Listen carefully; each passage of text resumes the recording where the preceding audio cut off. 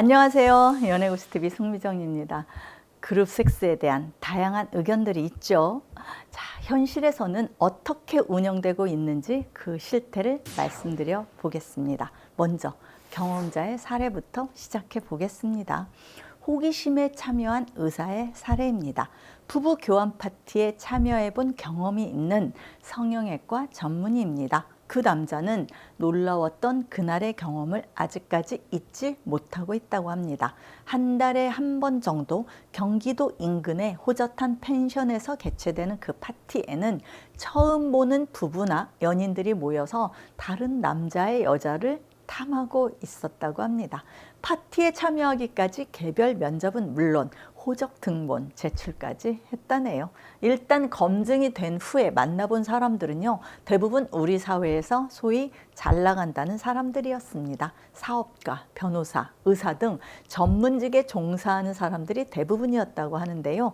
처음에는 어색했지만 술이 한 잔, 두 잔 들어가면서 점점 어색한 분위기는 없어졌고요. 성적인 욕구만 넘쳐나더랍니다. 서로 같이 온 파트너들의 외모와 분위기를 탐색하다가 오늘의 파트너를 찜을 하고 즉석에서 관계를 갖는 상황이었다고 합니다. 한 명하고만이 아니고요. 이 사람 저 사람과 하는 사람도 있었고요. 이 의사는 처음에는 아내를 설득하는 게 무척 힘들었대요.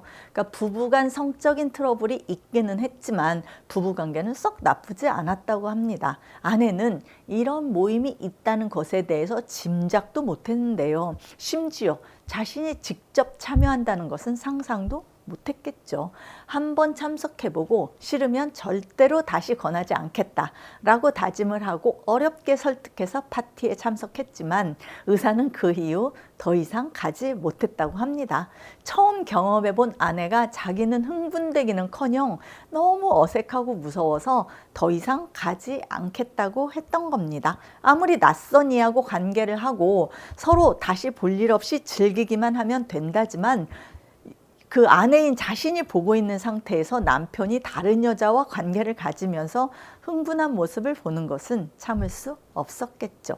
욕망과 관음증이 넘실거리는 파티에 대한 경험은 한 번으로 끝났지만 새롭고 충격적인 그날의 기억을 잊을 수는 없다고 하네요. 아내가 반대하기도 했지만 의사 스스로도 잘못 빠져들면 그 새로움과 짜릿함에 중독될지도 모른다라는 두려움이 생기더랍니다. 그럼 어떻게 운영될까요? 대부분 철저하게 회원제로 운영되고 있다고 합니다. 법적인 저촉사항은 없지만 들통나면 사회적 비난을 감당하기 어렵기 때문에 무엇보다도 철통 보안이 필요합니다. 보통 가입의 조건은요, 여자의 나체 사진을 올려야 합니다. 그러니까 파트너의 사이트 운영 원칙상 다른 데서 포온 사진은 안 되고요. 회원들이 직접 찍은 파트너 사진만을 올려야 한답니다.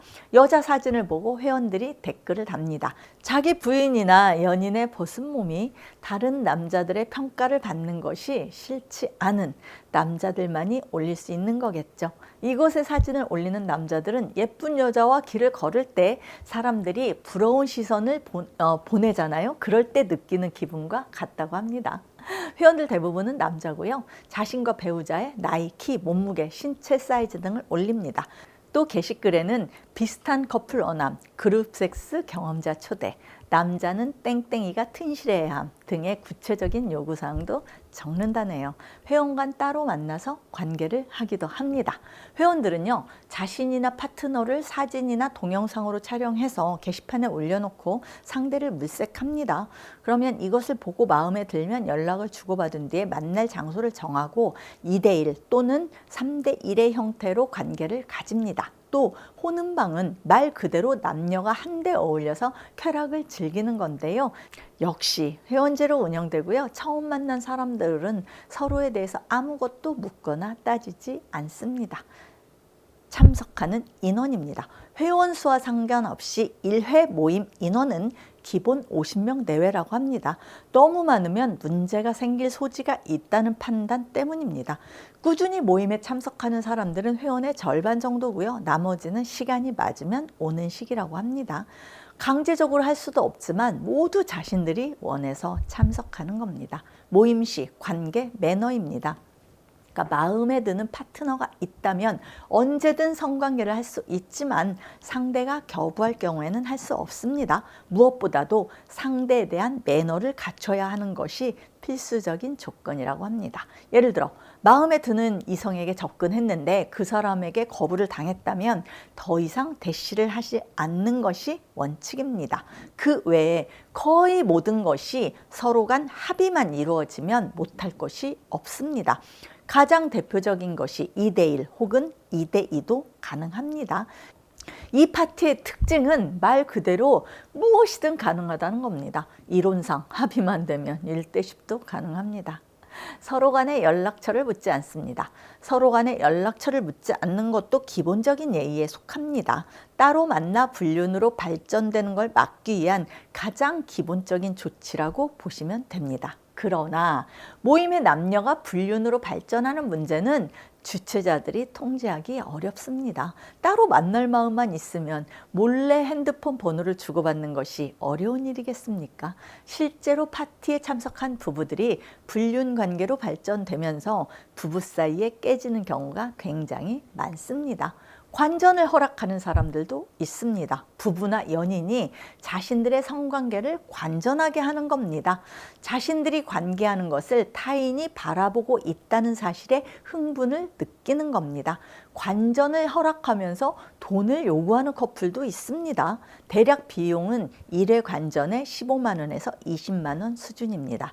일산의 한 오피스텔을 이용해서 2년 가까이 주 1, 2회의 정기적인 관전으로 생활비를 버는 30대 커플이 실제로 있었는데요.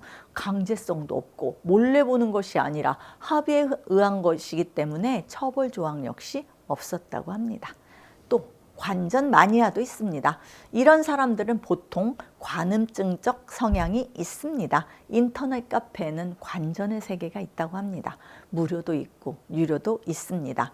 메일이나 쪽지를 보내서 관전을 시도합니다. 모텔이나 집으로 초대를 하는데요. 침대 옆에 의자에 앉아서 보는 경우도 있고 아니면 상황을 설정하기도 합니다. 화장실에서 문을 조금 열고 보게 하는 사람들도 있고 아니면 방 한쪽 구석에 앉아서 보게 하는 경우도 있다고 합니다. 무료일 경우에는요, 당사자들의 의견을 따르고요. 돈을 낼 경우에는 관람자의 요구사항이 이것저것 생깁니다. 공개적으로 이런 모임을 하는 클럽도 있습니다. 외국의 이야기만이 아닙니다. 얼마 전 뉴스에서도 떠들썩하게 보도되었듯이 강남의 한 클럽에서 있었던 일입니다. 이런 클럽들이 유흥과 한복판에서 우후죽순으로 늘어나고 있는 현실이죠. 1, 20만 원만 내면 아무나 출입이 가능합니다.